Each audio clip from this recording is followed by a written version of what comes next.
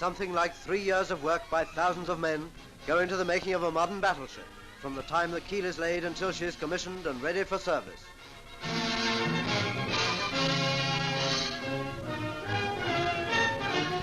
Scores of different tradesmen combine their knowledge and skill in making up the most complex machine ever used for any purpose, in either peace or war. And to them, their ship, when it is finished, is not a mere mass of steel and mechanism. It is a human, living thing. It is theirs. They will follow its future with nothing less of affection than any artist will watch the creation of his head and hands. Yes, to them it is, and it always will be, our ship.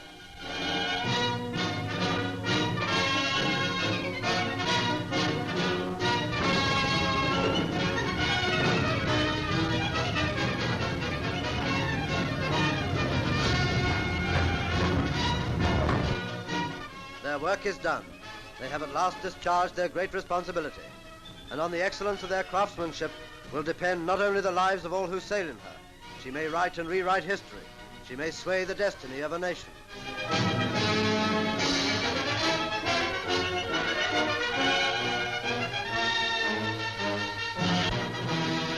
Now at last she is ready to be handed over to the Royal Navy, to be signed for by her first captain. He is Captain Woodhouse, whom you remember in command of the cruiser Ajax in the action that sank the Graf Spee.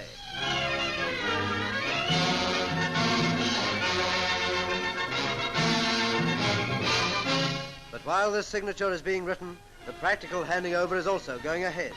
In the engine room, the Navy engineers are receiving the massive and complicated mechanism that supplies the motive power from their civilian counterparts, who have lived with it since the first day it was conceived, who assembled a mass of unrelated metal and made it into that living thing.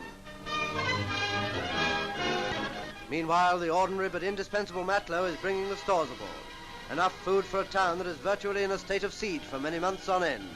Everything from sardines to sandpaper, from cigarettes to soap. Everything from tea to toothpaste and vinegar to rum. Don't forget the rum.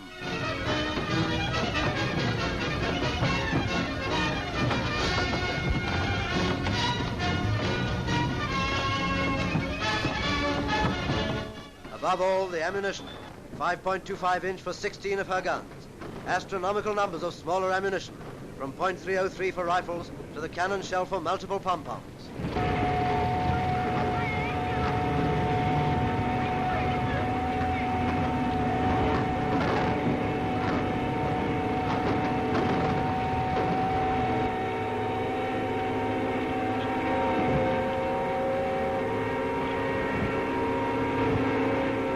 Next, the gangways dip beneath the rolling feet of those same matlows who were humping sacks and crates. But now they're in their number one rig and looking very tiddly. Men from shore establishments and other ships. Drafts from Pembroke, Drake and Ganges. Men with homes along the Cornish coast or from the coves of Devon. Men from every county in the United Kingdom.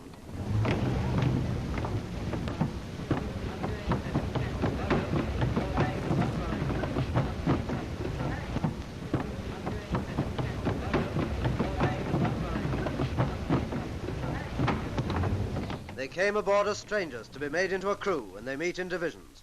And the Padre asks a blessing on their hazardous business in deep waters. And from that shining deck, lusty voices 100 strong are raised in a familiar hymn.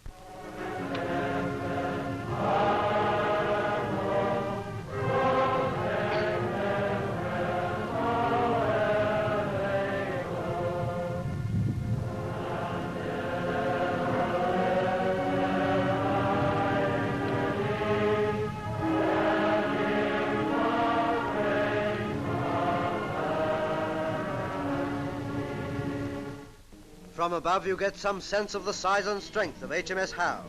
Approximately 740 feet in length, displacement 35,000 tons. She was originally named HMS Beatty.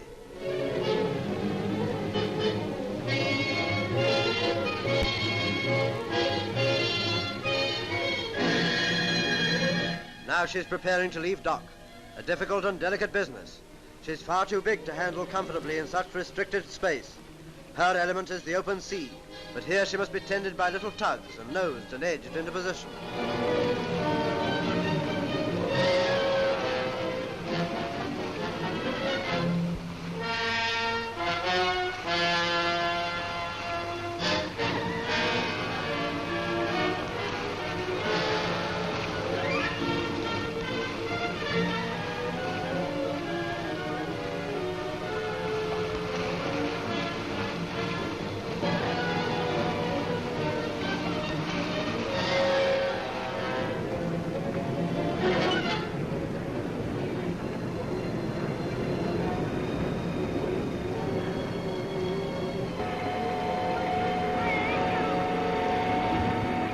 But soon she'll be out in the open water, free of all petty interference, a queen of the sea and an empress of the battle.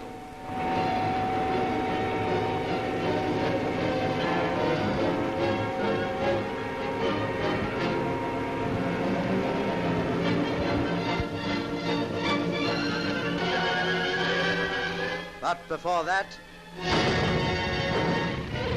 the massive 14-inch. She mounts no less than 10 of these tremendous guns, 4 aft, 6 forward, and these have greater destructive power than the larger 15-inch of the older type of capital ship.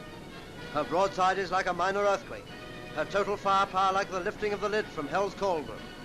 This big stuff is loaded when she's clear of the dock.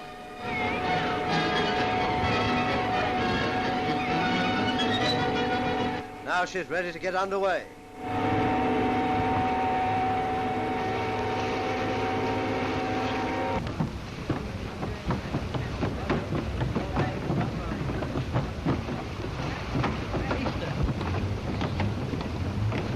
Now she starts up those mighty turbines. Her whole frame shudders and strains with power.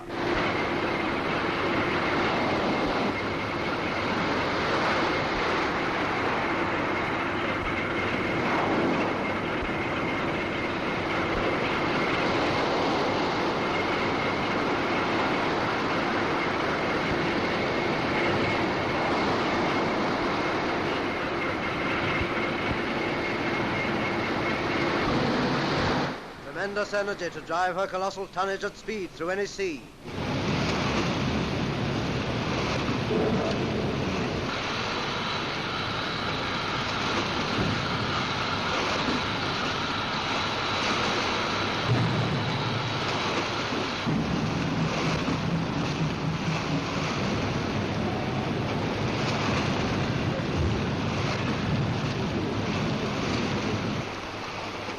She has a sister ship, HMS Anson, another 35,000 tons of ocean might, laid down in 1940, originally named the Jellicoe.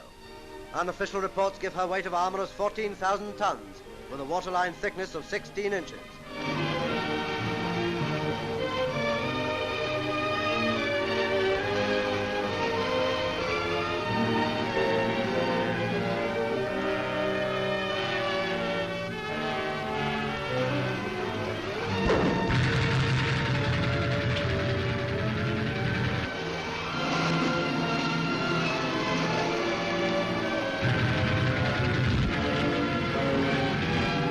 With anchor dropped, one of HMS Howe's reconnaissance planes takes off, the eyes of a battleship that see many miles beyond the vision of the tallest crow's nest.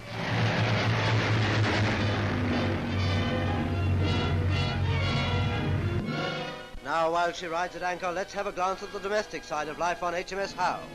She has her own bakery, of course, with crisp and crusty bread coming out fresh each day. In action, the whole ship's company will live on sandwiches cut by the hundred.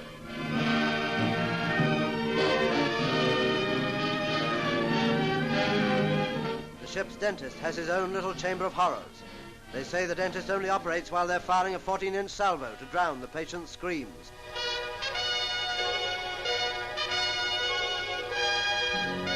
The ship's surgeon may be a busy man in action, but in any case the medical service and hospital are the finest in the world.